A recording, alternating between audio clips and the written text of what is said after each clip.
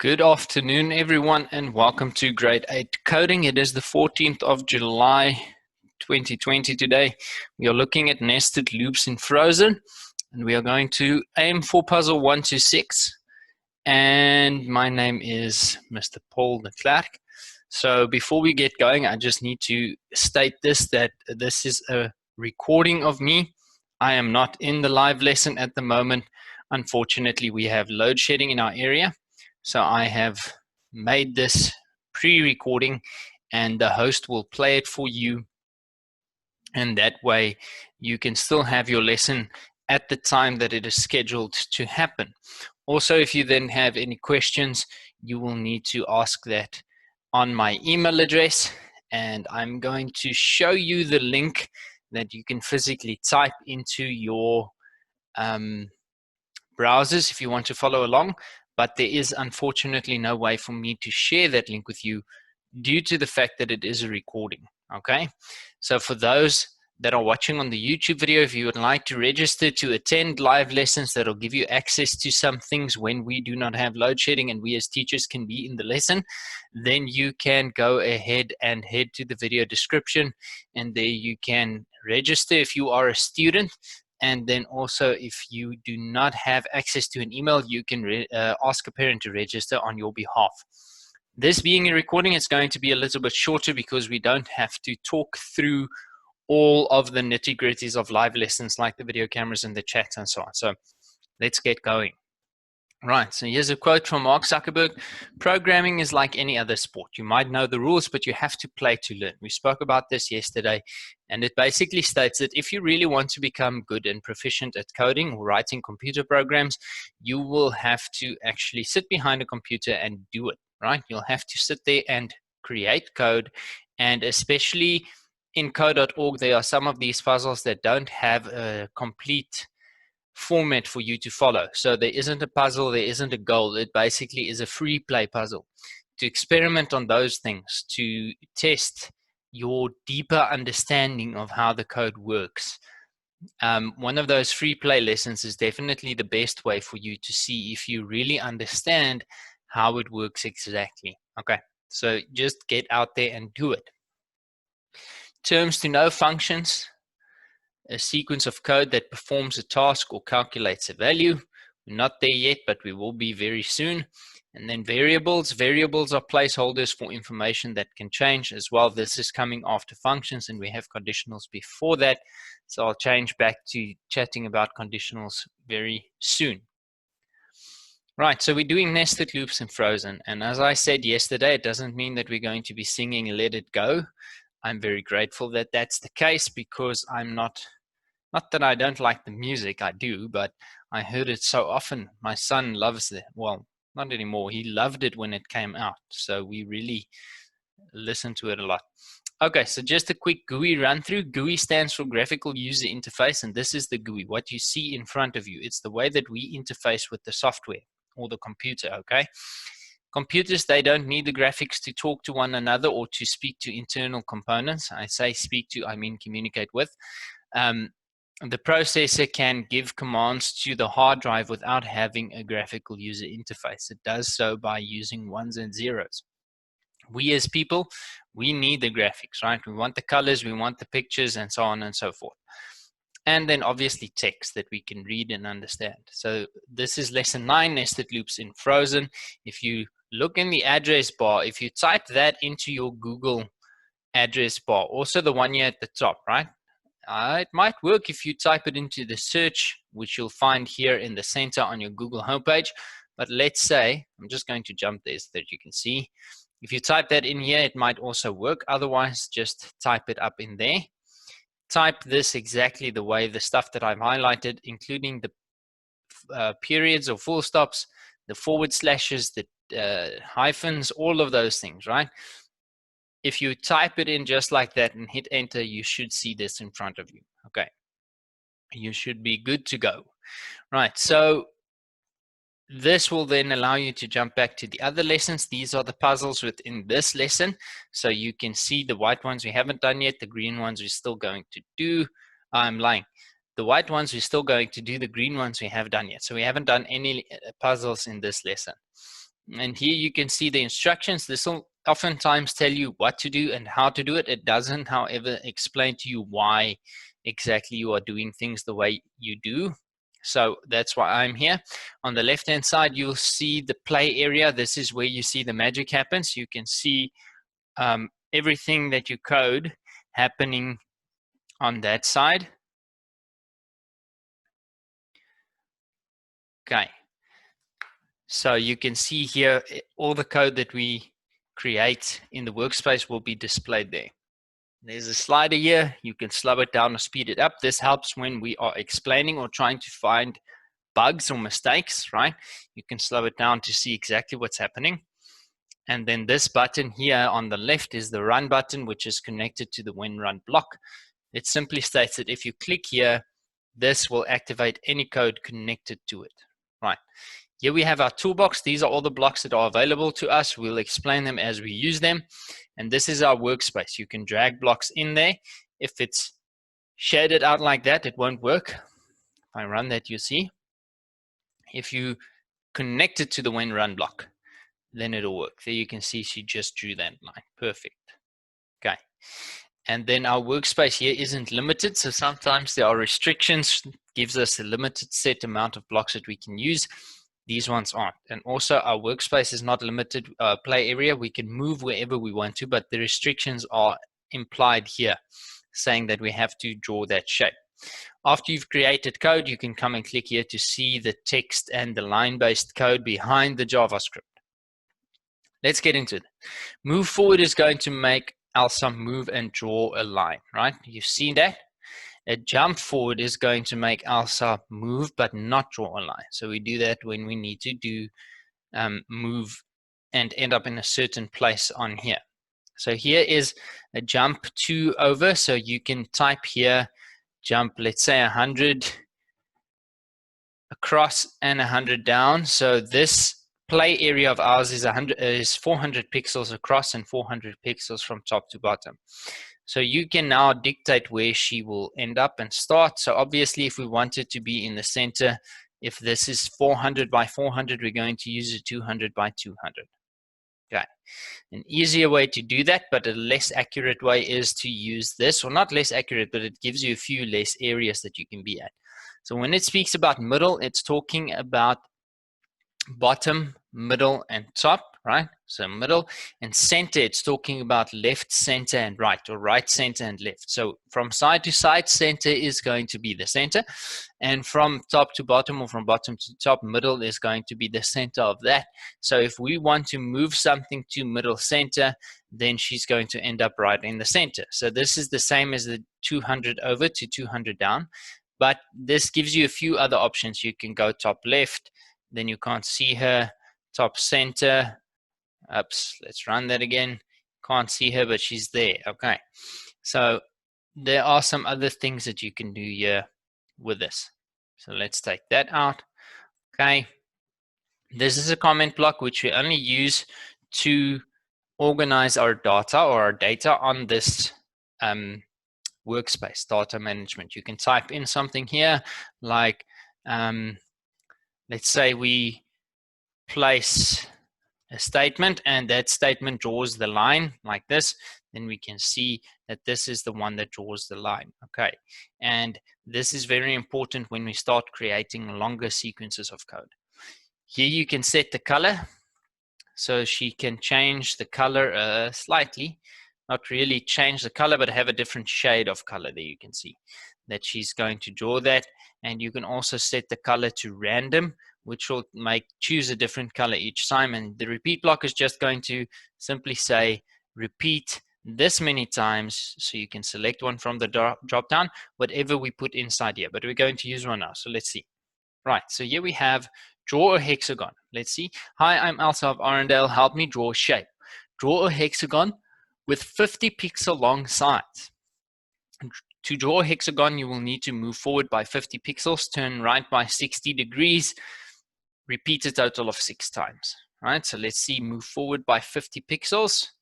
So we can do that, and we can adjust that to 50. We're going to turn right by 60 degrees, okay? And then we're going to repeat it all 6 times. Right. So now we can do it this way, and we can sort of test it the way that we created, the same, just copying this. But when we move on to the later puzzles, we're going to first test the sequence before we use repeats. Otherwise, it becomes very difficult to see what is really happening on the screen. Okay, so let me just talk you through this. We are saying move forward once and turn right once, then repeat. Move forward again and turn right again. We're not moving forward 6 times and then turning right 6 times, because code runs sequentially. So what we place first will happen first, what we place second will happen second. Okay, so that's basically the way that this is going to go. Right, let me just quickly run through this one more time. Then I'm going to head off to teach another class, and then I'm going to come back and finish this recording. So if you see a little bit of a pause in between, it's just where I am stopping this video and beginning the next one. I'll edit them together to make one video. I'm just trying to streamline my time a little bit. Right, so we're going to move forward by 50 pixels because that's what they say there at the top. We're going to turn right by 60 degrees because that's what they say. We can test that, and you'll see she's facing the correct way. And then we're going to repeat this 6 times because a hexagon has 6 sides. Perfect. I'm going to stop this recording, and I will start a new one where I will continue here to fill up the 45 minutes. If something is a bit sticky, understand why. Okay, so I am back, and we can just continue where we left off. Hopefully I could edit this video like a pro, and you wouldn't have even noticed that I was gone and came back, but that's for me to find out whether I have those skills. So the next puzzle simply states, good job. After your hexagon, turn right by 60 degrees, then draw a line that is 150 pixels long. Finish by putting Elsa back to the center of the play area using the jump to the middle center position block. So what we're going to do is just, there's our hexagon, right? So what we have to do is we want to turn right by 60 after the hexagon. We want to move forward by 150 pixels. Okay, that's going to draw that line there. And then we want to jump back to the middle and the center. Right, so now it is advisable to start using comments because you'll see what happens a little bit later. So this one we are going to just label very simply as hexagon. This one we are going to simply label as long line, and we will add them as our work progresses. I hope that this keeps the comments. In the previous version it didn't, so I hope that it will do it in this one. And I'll show you in a bit why we do this. Let me just see. No, it doesn't. Oh my greatness. Frustrates me. Anyway, so let us just continue with the code. But in your head then, if we're not going to use the comments because for some reason it doesn't draw the comments along with the code, which is really one of the updates that they can sort of work on, but be that as it may. Remember in your head that this one draws the hexagon that is 50 pixels, and this one draws the long line that is 150 pixels, okay? So we want to just keep in mind what is being done by each sequence of code. Later on, there's going to be a puzzle where we just need to change two around and make minor adjustments, and it really helps if you know which sequence is doing what, and that way you can just focus all your attention to that specific sequence instead of trying to figure out each time what's happening. Turn this code into a snowflake. Nest all of the code inside of another repeat loop and run it a total of 6 times. You should only need to add 1 block. So we're just going to do what they say. We are going to add a single block here. If you haven't updated this and you would like to do so, then you can do it before you start there, or you can also nest that inside. If you really want to, you can add this here, and then you'll see what's going to happen. We're going to have the standard color there, and we're going to have a different color for the lines. Well, not just for the lines, I'm lying. So if you want to actually do it this way, you're going to have to set the color back to white before each time, because after this has been set, it's going to stay that color for this repeat, okay?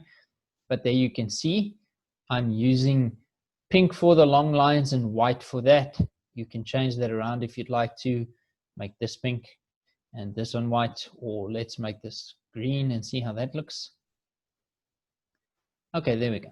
I sort of like that. So you can choose whatever you want to do there. It doesn't matter. So you just need to remember now what we've done. We are drawing, sorry for that, just jump back.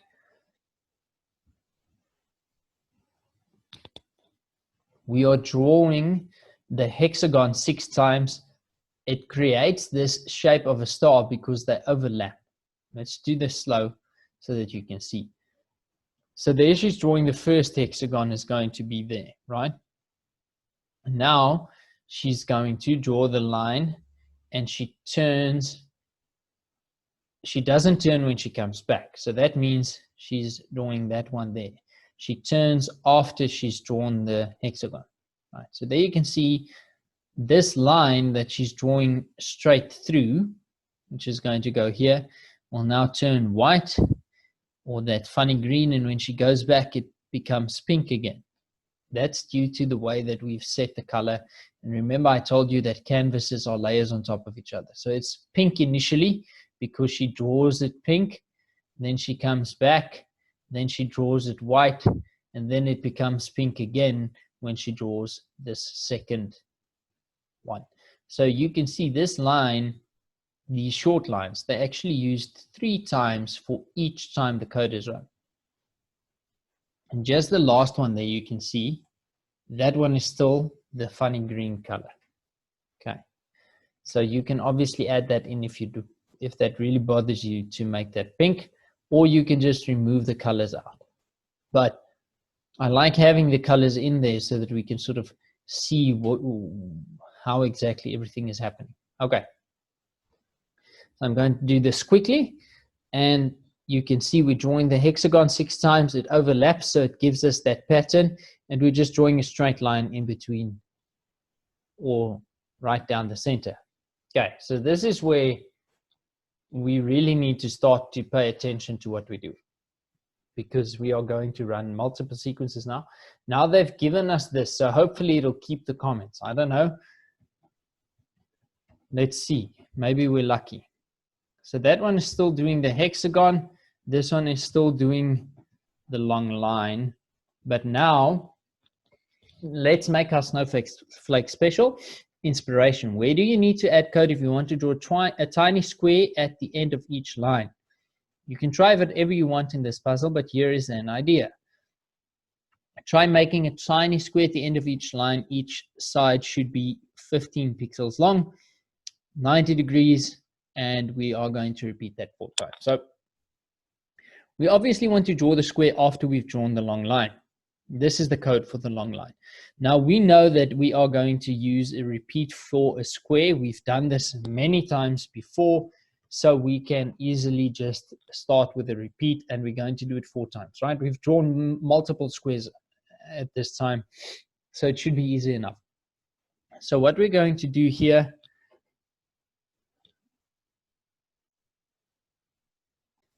right, so we've drawn enough squares to know that we're going to repeat that 4 times. So we want to place a move forward there, and this is 15 pixels as I told us here at the top.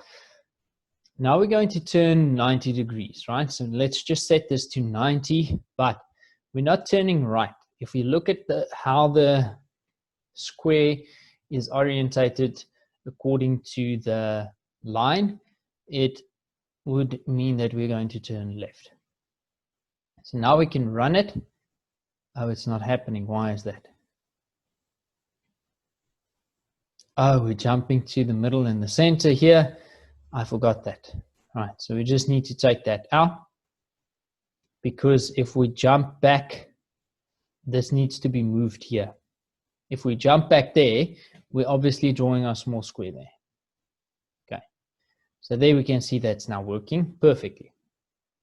Again, it didn't retain that code. So if you would want to You can set the color differently for each one. I'm not going to bother with that now because you get the idea. So now is going to be the moment of truth. We need to see if this will keep our, if it'll keep our code going, right? Finish. So just while we're on the screen, if you would ever like to share any of these projects with me, this is the link that you should copy and send it to my email, okay? Just show you there. Okay, so this entire link, if you copy the one here at the top, it's not actually going to give you, it'll share this puzzle with me, but your code won't be on there, okay? If you really don't know how to do this, you can always print to PDF and then mail that to me. And then the one last thing is, this is going to be very important next week on when we start looking at the informal assessments, but it's informal, so don't stress. Hey, it kept our comments. Perfect. Anyway, so you can also screenshot anything by using the Shift Windows key and the S button on your keyboard, and it's going to create a situation where you can do this. And then it's going to open something here in the left bottom corner, which you won't see because it's not on the screen share, but you can click on it, save it, paste it wherever you need to do that. If you still don't get that, because that's a Windows 10 feature, then you can go to the search bar on your Windows and search for snipping tool, and that's going to give you the same options. Okay, so now this is awesome that it kept this, because you can see what's happened here.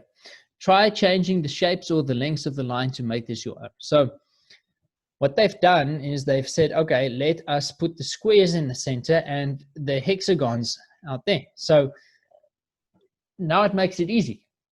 This one needs to stay at the bottom. We remove the square one. We remove the hexagon. We place that at the after the line, and that before the line, and this after everything. And there you go. Okay, so that's worked. The only thing now is we need to adjust the sizes, because obviously it's changed that the larger ones are in the center and the smaller ones are here. So it's not changed. It's the same as we had earlier, but the shapes are not different. So now instead of fiddling with everything in here to try and figure something out, the only thing you need to do is look for the square, find how long that side is, and update it. Look for the hexagon, find how long that side is, and change it. And there you can see it works. Now, the last thing that you need to remember is we turned left with the square because it was at the end, and we turned right with the hexagon because it was in the middle. Now that just changes. And there we go. Now look at that. This is exactly why I said, with regards to data management principles or data management principles, that is why we want these comments. Can you imagine now this was a longer piece of code, not just how many lines do we have here? Or blocks? 1, 2, 3, 4, 5, 6, 7, 8, 9, 10. And this is 10 blocks. And within a sequence or a program that is 10 blocks or 10 lines of code, look at how easy it makes it for us to just go and update this and find it. There's a code for the square, is that. Our code for the long line is that. Our code for the hexagon is that. So do you understand now why this is really important? Okay. So I'm going to finish this one because the last one is quite a bit of fun.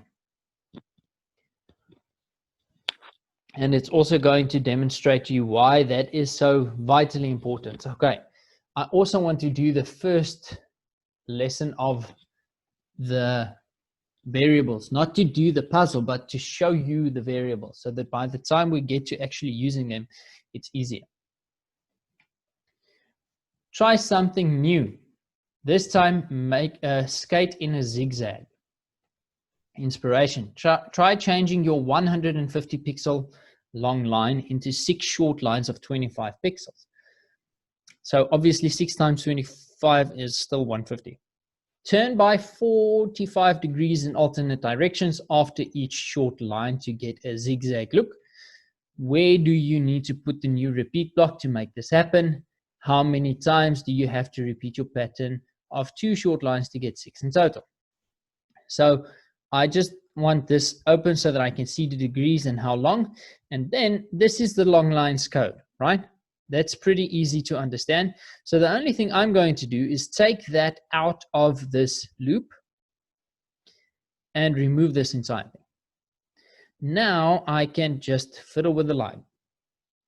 And we can just create the line the way they said. So we can actually throw this away and start fresh. So it says 25 pixel lines, right? 25. And they need to turn by 45 degrees. We're obviously going to turn either left or right first by 45 degrees. For now, it doesn't matter which side we turn. We'll test that once it's back in the code so that we can see it on the overlay.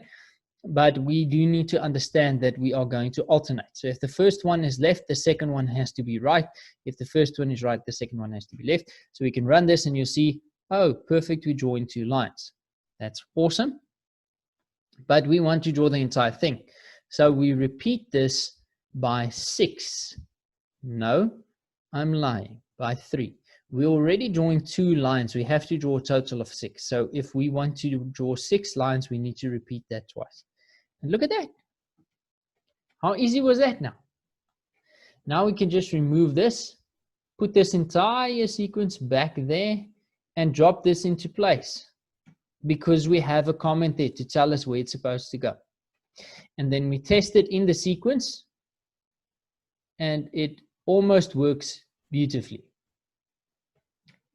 The only thing that we are now missing is we obviously have to turn before we start our next pattern. So somewhere I did something strange. What is that? Okay, let me just look at this. So we're jumping back to the center. Let's run this slow. Okay, so we can see the code being used here. Oh goodness, this is way too slow. Can speed that up a bit. Okay, so she's going there, doing that. She's drawing that. She's jumping to the center. And now she's just doing the same as what she did earlier. So we obviously need to place a turn in here. We can turn by 60 and see if that works. I'm just going to speed it up a bit. And it does work. So 60 is the correct amount of degrees. There we go, that's better. Okay, so you could see what we could do here. Because we used labels, we could just purely go directly to where the source of our problem is. Long line. So I'm not going to fiddle anything here if I need to change this. As am I not going to fiddle with anything here if I need to make adjustments there. The same here at the bottom, right? We know that this is just the positioning. You can also label that if you'd like to, call it positioning, right? And I want capitals, you don't need it. The reason is, if you look at code, it's mainly starts with lowercase letters, right? The capitals are there to show certain other aspects. You can see that there. But for the most part, your first character will mainly be lowercase letters. So if I make my comments with uppercase letters, it's easier for me to read the comment and just identify where it is. Okay, so here you can see when I wanted to change the positioning, so the way that she is orientated when she starts, I didn't go and mess anywhere else because I know this is the square. So to change anything here is not going to help me. It might, but it might also confuse the first square that's being drawn.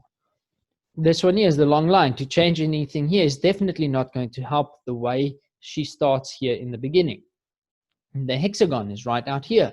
Again, you could have probably put this in there or just after that, which technically is right after that, but inside the code that creates the hexagon, this is not creating a hexagon.